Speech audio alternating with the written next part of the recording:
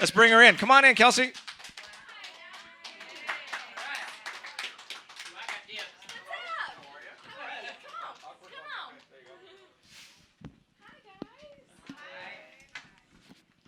All right, now we start off by saying, unfortunately, you're not going to be able to perform live because you've got some vocal issues going on, or you just got kind of a sore throat, scratchy throat. I think I'm just like singing too much, and my voice is like, stop. That's a good problem to have, though, right? I know, so we're just going to hang, if that's cool.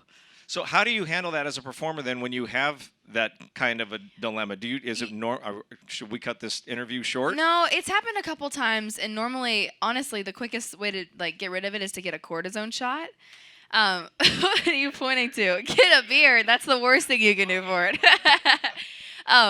But yeah, you can only do a couple of those a year, so it's basically just like shut up and go to sleep. But so is it because you're just out on the road all the time? You're singing every single night? Yeah, and you know, I do a lot of like West Coast, East Coast, and so like all the temperatures and like different humidity and stuff, it just like messes with you sometimes. So yesterday I had a show and I was on the struggle bus, so I'm trying not to do that tonight. Well, congratulations on Love Me Like You Made It. That was the first song in 9 years to go to #1 by a female country artist for her debut single. Trivia question, who was the last person to do it? Carrie Underwood, Jesus Take the Wheel. Before that? It was Gretchen Wilson. Yeah, very Redneck good. Woman. Before that, it was Strawberry Wine. Well, that's in there. But before Gretchen, it was Jamie O'Neill. Oh. There is no Arizona. But that's pretty good company to be in. Right? It makes me so excited.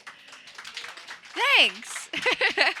21 years old. Yeah. You moved to Nashville when you were 15 with your mom? Yes. To give this whole thing a go? Yeah. So we see you as an overnight success. You see yourself as this has been 7 years in the making. It totally has. Yeah, I started writing songs when I was 12.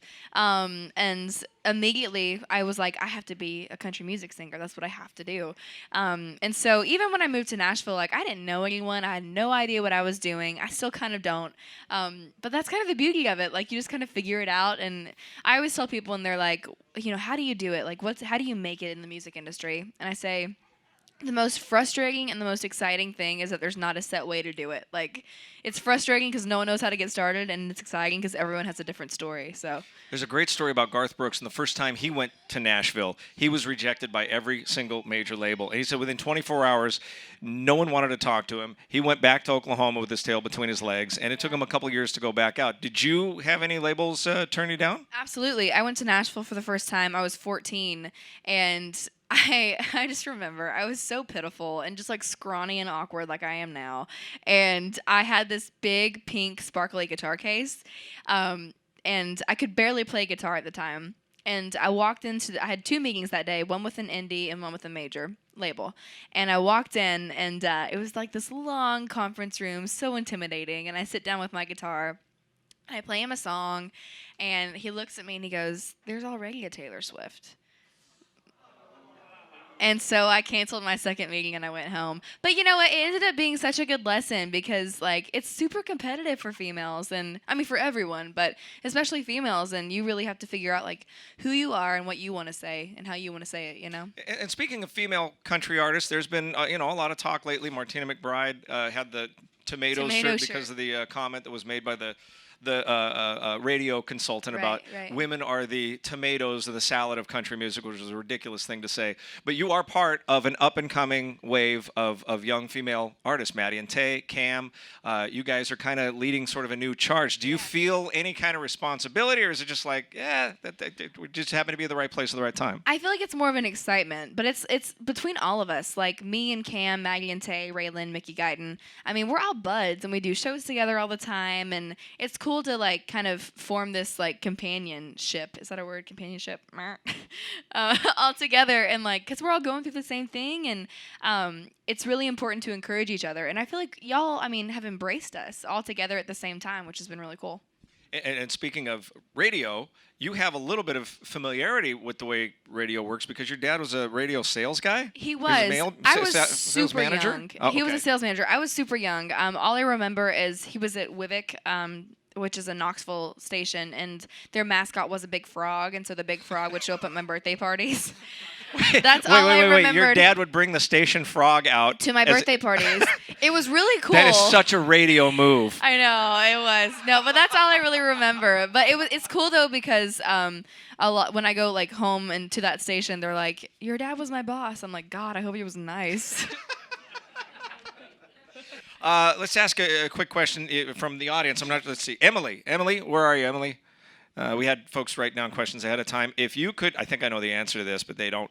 If you could collaborate with anyone in the music industry, who would it be? Who do you think it is?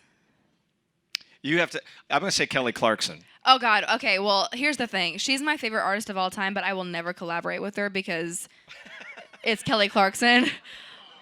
Like, seriously, no one can sound like that or even near that. So I just want to sit and watch her sing. My dream collaboration would probably be Gavin DeGraw.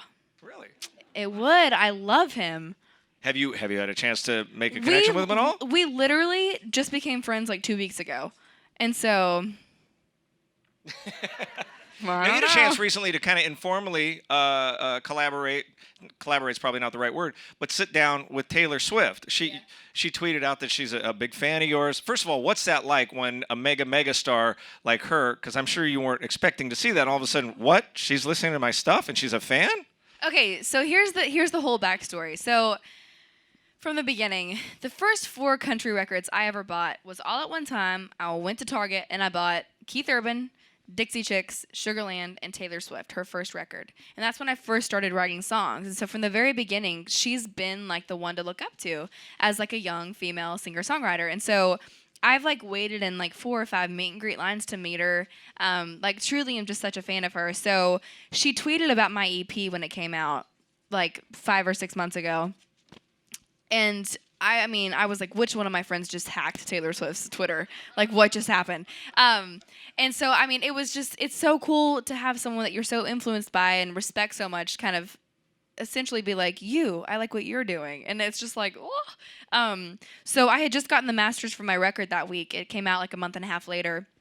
And I gave her like a copy, then I just wrote the name of the album on it on a blank CD and wrote her a letter just about how much she had influenced me, and I gave it to her people. I'm like, I hope this gets to her. And then like a month later, I got a text, and it was like, hey, it's Taylor. I would love to hang out with you, whatever. And I was like, well, okay. And so, and actually, you want to know what's really funny? I didn't think it was her, so I didn't respond. And she took a selfie with her cat and sent it to me. She goes, selfie proof of identity. I'm like, you're so cool. So yeah, I went out to her show in Pittsburgh and played before her show, and then got to hang out with her in Little Big Town and a couple pop artists afterwards. And it was so cool. We just sat around and played each other's songs, and it was so cool because it was like we're all artists and we're all in different genres and on different levels, but it was just like this love of music that we all shared, and we all knew each other's stuff, and it was just cool. And this really cool moment, I never really get to talk about this, but at the end, she grabs her guitar and she turns to me and she starts singing Tim McGraw, which is her first single. And it was when Love Me was top 5, and it was my first single. And it was just this cool moment of like her like coming back to where I was at that point. It was just cool. I'm such a fan of her as a person, as an artist. And that's the thing. I mean, say what you want about her going pop or whatever. And I think whatever. She was one of the most genuine people absolutely in all of showbiz. And, yeah. and it shows, and she's proven it time and again. That's a great story.